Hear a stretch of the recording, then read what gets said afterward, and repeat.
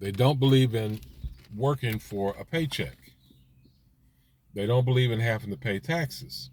And when you work for someone else, you end up having to pay taxes. And of course, the higher the pay, the higher the tax bracket, the more money you have to pay. They don't believe in doing that. It's okay for us to do it for them, but that's not a code that they intend to live by. And so that's what a true capitalist is. A capitalist is someone who lives off of their capital. It's not somebody who makes a whole lot of money. It's not someone who claims to believe in capitalism. It's someone who lives off their capital. And of course, the other thing they do is they believe in, like I said, creating assets. And one of the things I learned was that my home was not an asset. If I had known that before we had built our home, I never would have built it. Your home is not your asset. It's the bank's asset. And he shows very clearly where it shows up on, if you were to make a sheet of your liabilities and your assets, your home would fall up under the liability category, not the asset category, because your home is money going out. An asset is money coming in. It's something that generates cash flow. It's not cash flow going out. It generates cash flow. That's what an asset does. A liability is a cash flow going out. And so as long as you own your home, that's what you're doing. You're paying for the maintenance, you're paying the mortgage, you pay for insurance. If you're like me, you even have to pay for home, what they call the neighborhood thing. Oh, I can't get it out right this second. But anyway, um, so that's the difference. And the exception is if you're renting it. Now, if you own the home and you're renting the home out, then it's an asset because that's cash flow coming in. But people think their house is an asset because you can borrow against it. Well, if you borrow against your home, if you're borrowing against the equity in your home, you're still just taking out another loan. You still are going deeper in debt. Yes, you get the benefit of the money to do whatever it is you need to do. And it may be possibly at a better interest rate than if you just went out and straight out and borrowed the money or what have you. But the bottom line is it's another loan. So that's not an asset. And that's one of the things that I did learn from Rich Dad's books is your home is not an asset if you're living in it. It's only an asset if you're renting it out. And then you're getting a positive cash flow. That's when it becomes an asset. And even only then, depending on how the loan itself is set up. If you're not making enough money when you rent it out to cover the loan plus the maintenance, plus whatever property taxes there are, etc. If you don't have a positive cash flow after you've paid those things, then your home still is an asset, even if you're renting it out. So those are the things that, like I said, a lot of people don't know about. And so they don't understand how capitalists operate. Like I said, they believe in using other people's money, never their own money. They don't believe in paying taxes. They don't believe in working for an income. They don't believe in any of those things.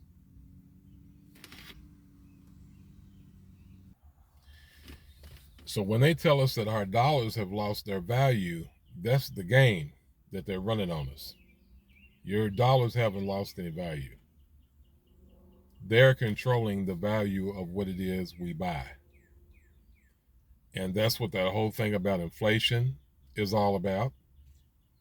There was really no ever any, that's crazy.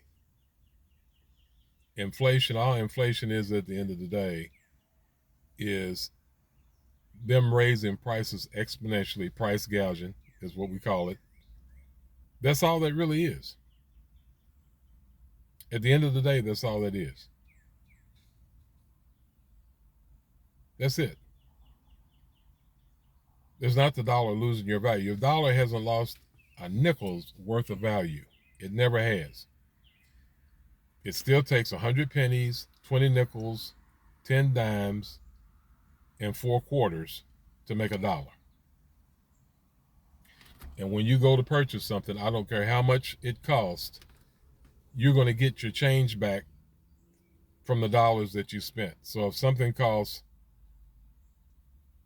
$30, or if it costs, well, nothing ever actually is ever full price. Let's say something costs $38.99. If you give them $40, you're going to get $1 and a penny back for change. They're not going to tell you, oh, your dollars are not worth what they were, so you don't get any change back. As a matter of fact, you owe us more. No. The value of your dollar is the numerical value of your money. That's the value of it. It facilitates, currency facilitates anything that you need that it takes to buy money with. And now it's not even so much currency, it's more digital now anyway. All that money that we got during the shutdown, the stimulus checks, that was basically all digital money. Because most of us, if we had our checking account and you set it up, the money was deposited directly into your checking account. Well, that was digital. Then you turn around and take your card and pay for things, whether it's debit or credit card, or most debit cards can double as credit. Take your card out and use it. That's more digital money. So it was digital. It wasn't even paper currency most of the time. But the bottom line is, it does not lose its value. It has an numerical value. And then the other thing is, they tell you that, but when's the last time you heard a millionaire or a billionaire saying, I don't want any more of this worthless cash? They're not going to tell you that. What they want you to accept is the things that they have changed the value on, that you now accept that that's what the new value is. And that if anything doesn't have the value that it should have, it's your money and not what it is they're selling you. This is what you have to ask yourself. The operating expenses for every business is, part of it is the cost that it takes to operate the business, as far as the building, the facilities inside the building, the machinery, down to the last computer. Then there's the shipping costs. There are supply chains. Many times they have to deal with if they're dealing with a product that has to be shipped in. All that's a part of the price that you pay when you pick up that item. And they mark those prices up because no business can break even and make a profit. So if they were to charge you exactly what it costs them, there wouldn't be a profit margin. There would be no profit for them to make. And therefore, they would just be doing what they're doing basically for free. They would just be serving you for free. Well, businesses don't do that. They can't do that and stay in business because they have to make payroll. They have to pay taxes. They have to pay for insurance. And of course, the business owner themselves is doing it so they can live off the business. So everything about the business is marked up. Well, guess what else is marked up that people don't think about most of the time? It's your labor. Your labor is marked up. They're also making money off your labor. They're not going to charge just exactly what it takes to pay you per item or per whatever their service is. No, it's marked up. And if you want to get a better picture of that, think about a temp service. A temp service may charge a business, let's just say ballpark, let's say they're charging the business $25 an hour for somebody to be there, but they're paying them 10. All the person who's actually doing the work, the temp service worker, he's only making 10. But the company, the temp service that he's working for, they're charging the company 25. They're marking up the labor. That's how they make money. That's how they stay in business. That's just an example. I don't know exactly what the ratio is, but that's how they make their money, is marking up the labor. Otherwise, they wouldn't make any money. They'd just be sending people out to jobs just to be nice, and they wouldn't make a dime. Well, it's the same way with any other employer. It's the same way with any other business person, business owner. It's the same thing. Part of the markup in everything they do is labor. So what they're telling you when they tell you that your money has lost value, what they're telling you is that their product has gone up, and they've obviously marked up your labor as well, but you don't get any of it. By the time you get to the register, when you get to the point of sale, they're telling you that the value of your dollar went down. And what they're not telling, and all it is just a way of not telling you, we're ripping you off twice. We're charging you more for a product that, number one, hasn't improved. You're not getting better quality or quantity for my product. I'm selling you the exact same product that you bought last week at a lower price. And the labor that we marked up, when we marked up the price of this product, we're not passing that on to the laborers. We're ripping them off too, because they're not getting any more money. That's what they're telling you. And most people don't understand that, but that's the way that is. And so that's capitalism. That's what capitalists do. It's been said that the capitalists will capitalize their profits and socialize their losses. And that's what they do. When it comes to capitalism, when it comes to making a profit, they function totally as a capitalist. But if they start having losses, or when it comes to spending money that they'd rather not spend, they believe in socialism. I'll spread the love. Make the customers pay for it. Make the public pay for it. You know, if they build a new business, if they've got the kind of strings they can pull, they can actually go to the Chamber of Commerce of that town and say, hey, I need a ramp right off the expressway and a light right there in the intersection so that people can stop right in front of my business and go right into my business. But guess what? I want the city to pay for it. I ain't paying for it. That's what capitalists do. And we end up paying for it. And then they tell you, oh, we're job creators. So that's the reason why we're supposed to get these kind of breaks, because we created X number of jobs. Let me tell you something. There is no such thing as a job creator except for the person that's in the mirror. You're the job creator. Because without customers, there's no reason for jobs to exist. There's no reason for it. And they've gotten away, they've been able to really bamboozle people, because the terminology that they are using now has been changed to take that out of the person's head that could even think. Because the signs used to say help wanted. Now it says either a hiring event or now hiring. In other words, we're doing you a favor by allowing you to work, which is absolutely ridiculous. How are they doing you a favor by allowing you to work? When someone starts a business, if them and their family members and friends can run that business, those are normally the first people that get hired, and that's normally who's running that business.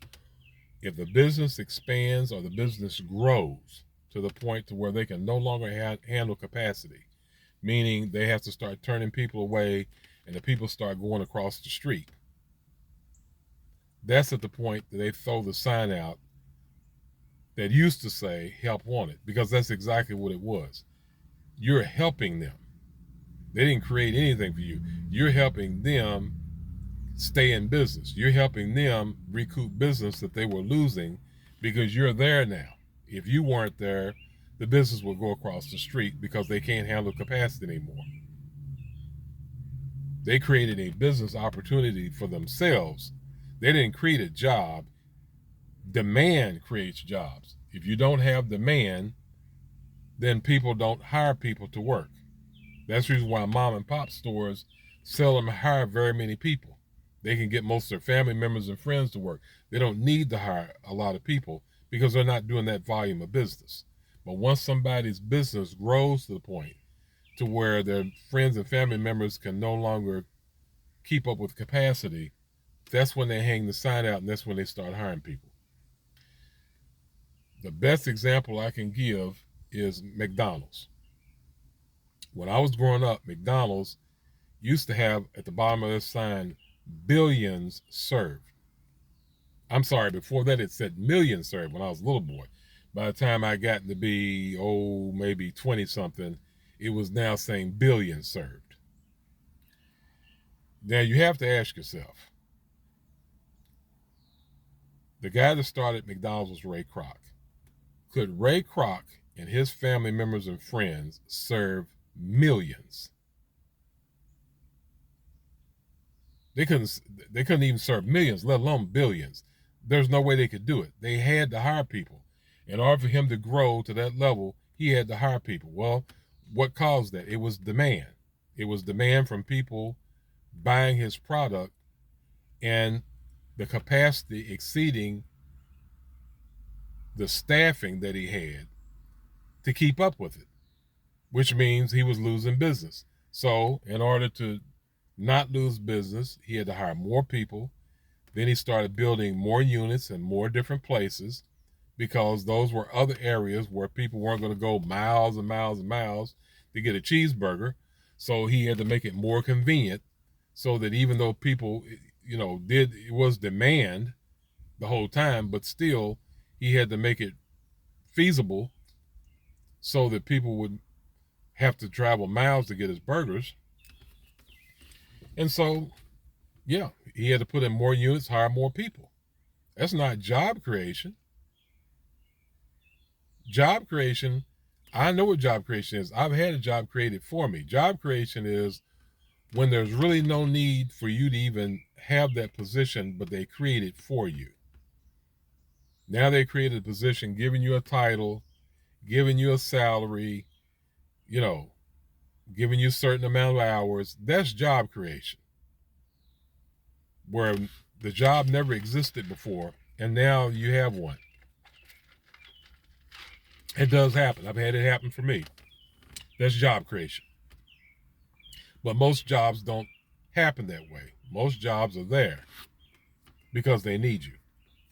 And here's the other thing, too, that people really need to wrap their head around that also divides us is when people feel like their contribution to the company is such that the company was so wowed with them and so appreciative of them that they pay them the money they do plus the perks and the benefits. Or because they got a degree, they're so smart that the company just, love the fact that, no, sorry.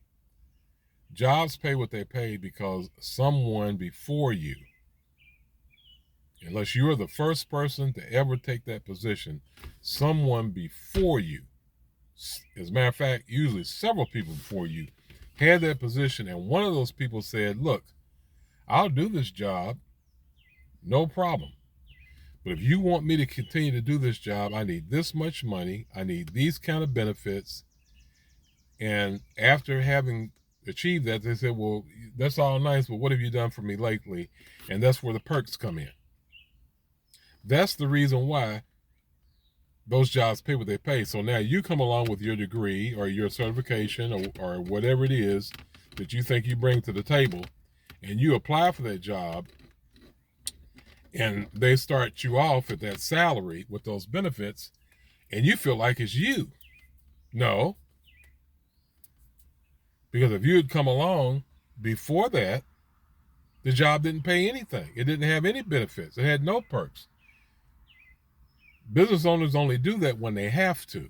They do that when they value that position enough to where they don't want the person who has that kind of talent to go elsewhere. Or if it's just a matter of just filling the position. Sometimes it's just a matter of filling position. The position needs to be filled. They don't have time to play patty cake with somebody. So they say, okay, we know what the person up the street's going to offer. I got to at least offer that much, or else they're not even going to consider coming to work for me. They're going to work for the guy across the street. So again, this is a matter of demand. This has nothing to do with anything that you think it does. So then we get full of ourselves and think, oh, well, they're paying me all this money because I'm so great. No, or because I did something that my neighbor didn't do, or the people who are hating on me didn't do. If they could have did it too, they just went to school, and if they just got this certification or whatever the case may be. No. It's because someone negotiated that. You get what you negotiate in life, not what you deserve. Somebody negotiated for that salary and benefits and perks. Long before you got there, you walked into that. You stepped into that.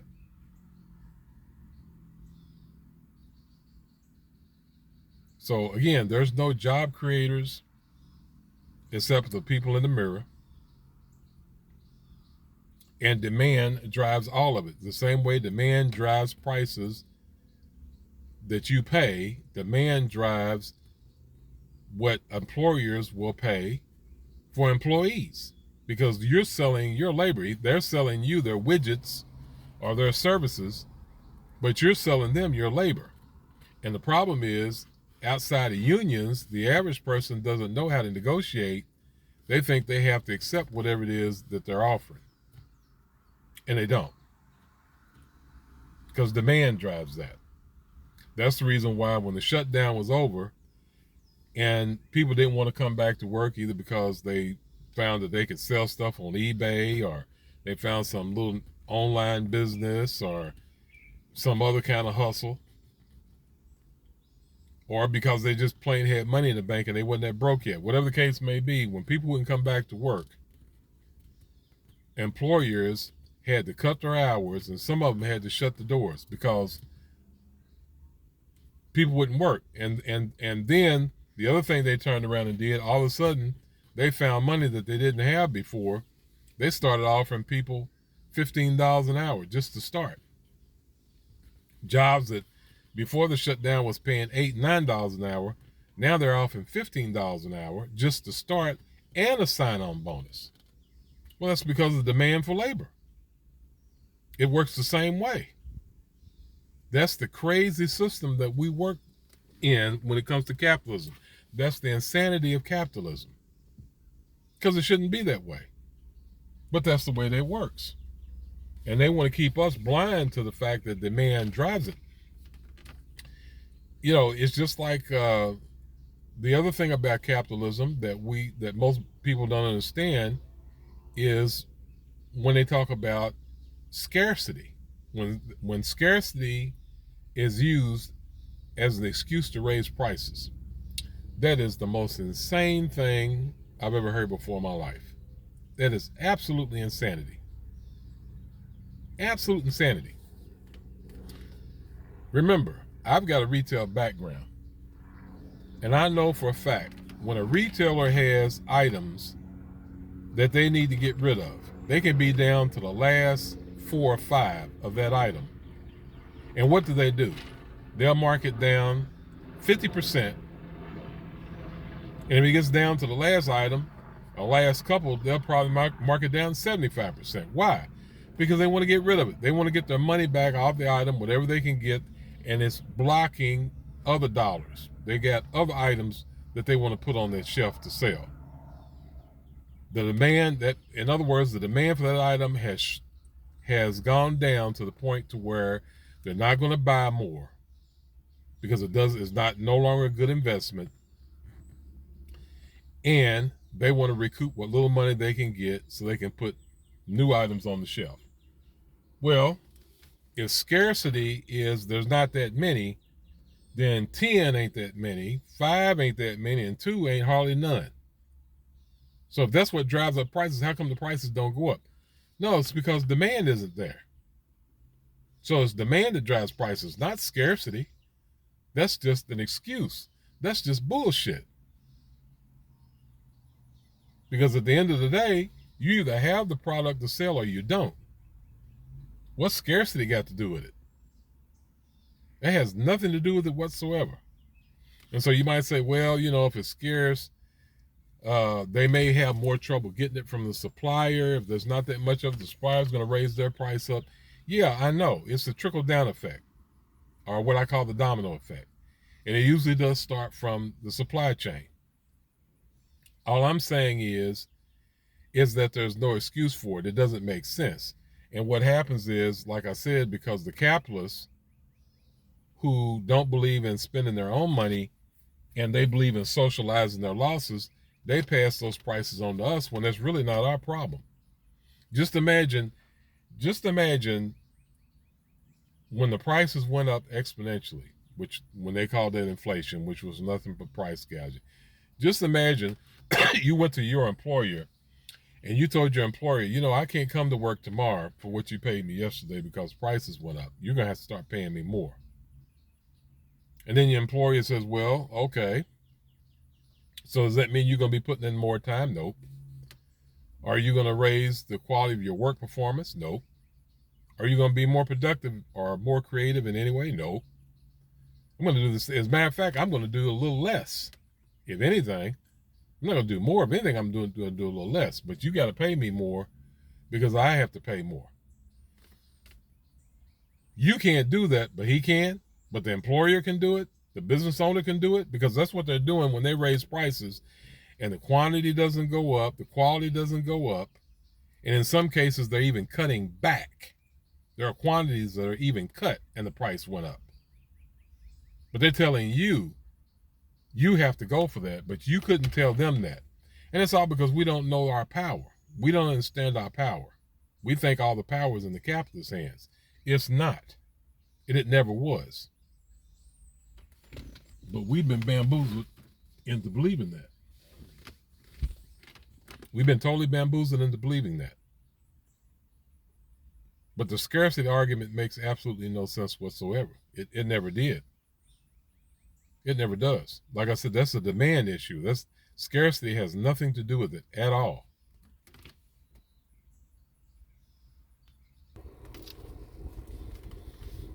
Because again, if you don't have anything to sell, you can't sell anything off of an empty shelf. So that's the reason why they never raise prices on things that they run out of. So what sense does it make once they do get it back in that they could raise the price of it? See, they're trying to create a demand in the mind of the customer in order so they can capitalize off of it. But the reality is it makes absolutely no sense whatsoever at the end of the day. Because they either have the product or you don't. And when they're the ones that needs to get rid of a product, I can remember when I was working in the store back when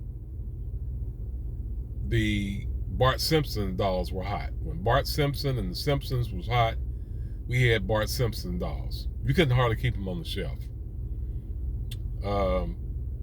And I know most people, unless they're my age, wouldn't remember what the Pet Rock was, but the Pet Rock was the same way. Well, as long as those things were in demand, they flew off the shelf. Once they were no longer in demand, they were practically giving them away. So when they got down to the last few, they marked them down. They didn't mark them up. Because demand drives prices. The customer dictates the price. And the bamboozlement is when you don't understand that, when you think they're the ones that do it and we're a slave to them and we have to deal with whatever they're throwing out. That's the problem. But that's how capitalism functions. And I could go on and on and on about that, but what I really want people to understand is don't be bamboozled by what people say. You have to look at the bigger picture. You always have to look at the bigger picture.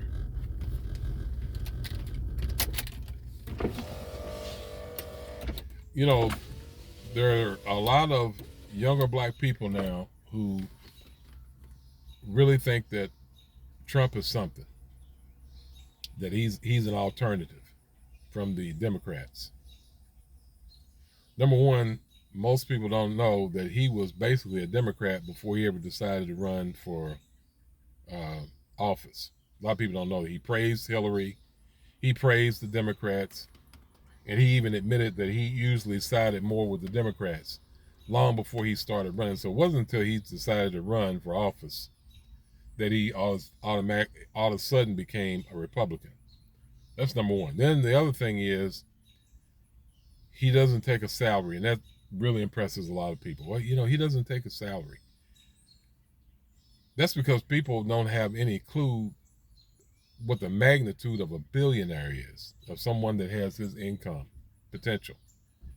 Number one, I've already told you, they don't believe in working for paycheck money because paycheck money is the highest tax money. So he's not going to work for a paycheck. That's number one. Number two, he knows he was going to make a lot more money than the presidential salary, even during the 4 years he was in there, especially if he was going to stay in there for the whole 8. But even during the 4 that he was originally in there, they knew that he wasn't going to, he knew he was going to make way more money than they was going to pay him. He didn't want that money. That money was going to get taxed. All the hell, he didn't want that money. I don't know that for a fact. I don't know if they taxed the president's salary, but, bottom line is he didn't want it. That's paycheck money. They don't work for paycheck money. They work for the kind of money that they derive from assets. That's what capitalists do. But when I started seeing that people were actually talking about donating to him because of his legal problems and all that, that's when I knew a lot of people have absolutely no clue what a capitalist is, and they have absolutely no comprehension of what a billionaire is. Absolutely no comprehension whatsoever that you would donate to somebody who is a billionaire. There isn't any kind of logic I can carve out of that any kind of way. No kind of way. That is absolutely insane to donate to a billionaire. Absolutely insane. But that's because people only know what capitalism is because of what we've been taught. And the other thing is, if you try to speak against capitalism, and I know I'll be called this, you get called a leftist, a socialist, a communist. That's because most people don't understand all capitalism is just another system. It's just another system. That's all it is. It's not the Holy Grail. It's not the Bible. It wasn't, they didn't send that down with the 10 Commandments to Moses on the mountain. It's just a man-made system.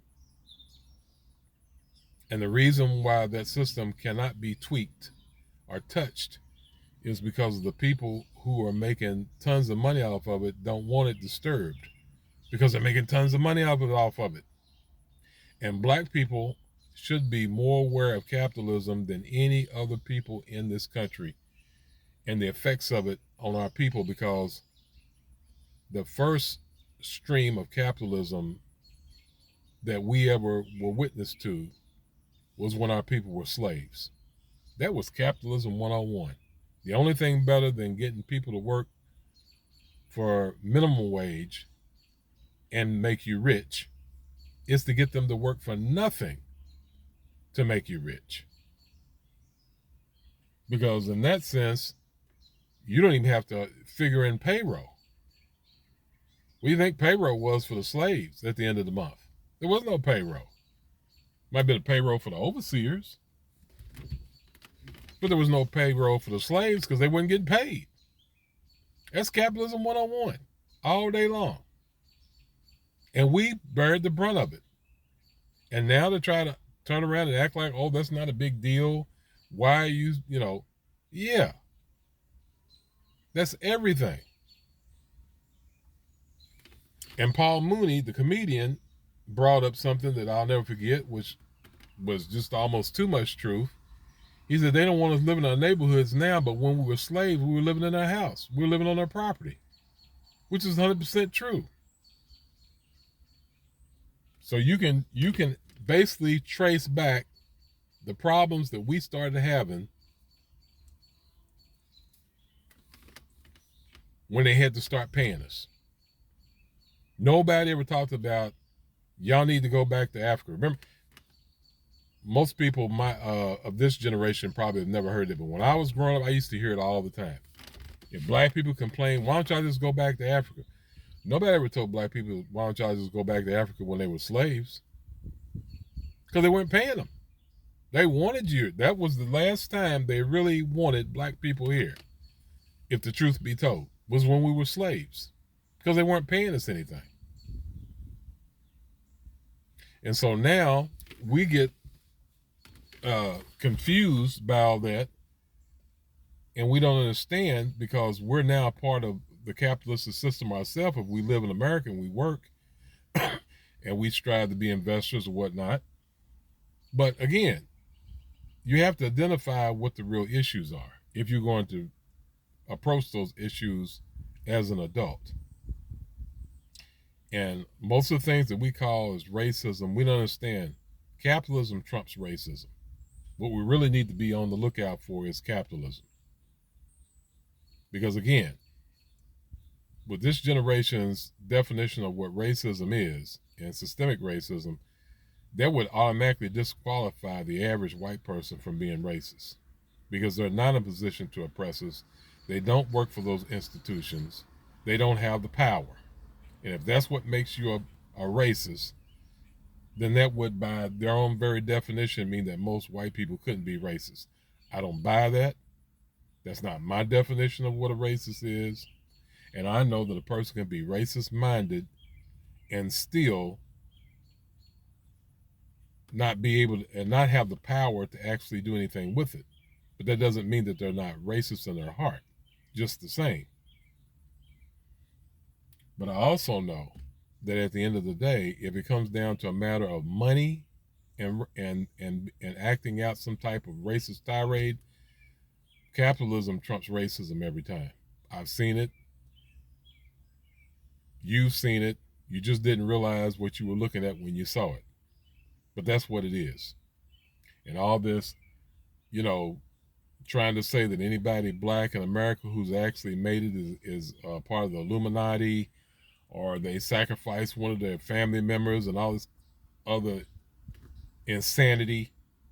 No, you just don't want to admit the fact that these people use capitalism the same way their white constituents did, and the Asians and Latinos and the Indians and Arabs, the same way they use capitalism to get over. That's the same system that they use. They learned it and they used it, and that's why they are where they are.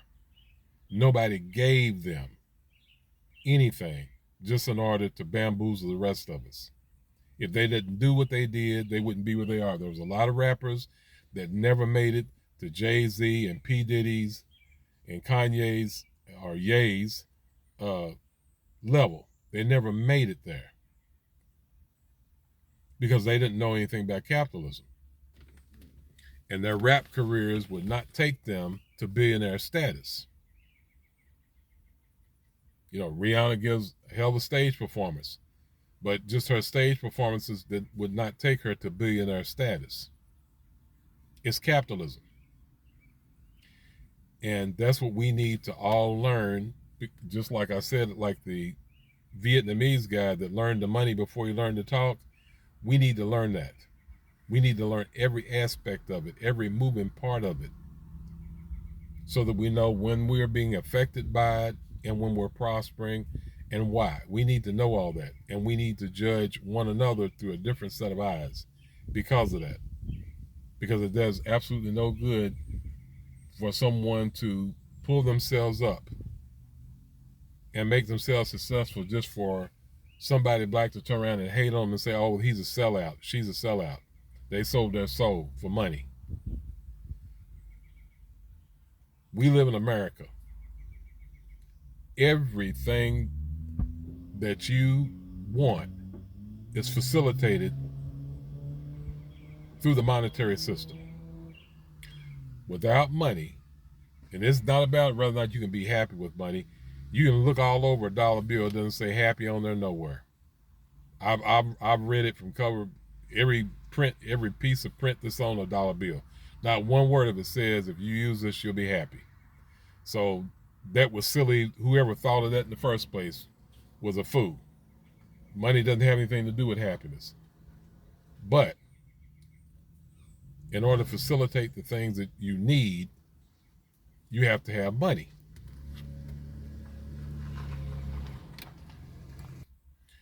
And so what I always like to say is, without money, you have the same freedom as a homeless person, because the only freedom in America is money. Without money, you can do whatever a homeless person can do,